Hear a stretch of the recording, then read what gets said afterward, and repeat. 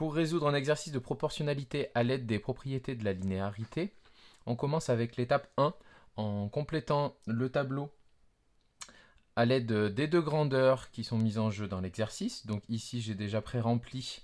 On a la surface de prairie et la masse de graines. Ensuite, on va chercher les informations qui sont données par le texte. Donc on peut utiliser le surligneur. On sait qu'elle utilise 200 g de graines pour faire pousser 25 m² de prairie. À la question A, on nous demande ce qu'il se passe si on utilise 40 g de graines. Et à la question B, on nous demande la masse de graines qu'il nous faut pour une surface de 30 m² de prairie. Donc ces informations sont à reporter dans le tableau. Attention à ne pas inverser les deux colonnes. Donc 200 g de graines pour 25 m² de prairie.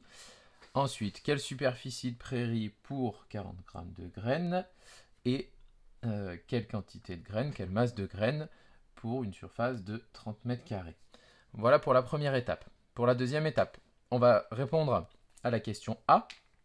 Pour répondre à la question A, il suffit de voir que pour passer de 20 à 40, on a divisé ici par 5 la masse de graines.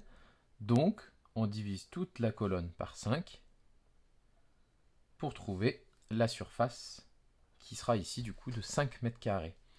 Pour l'étape 3, deux possibilités.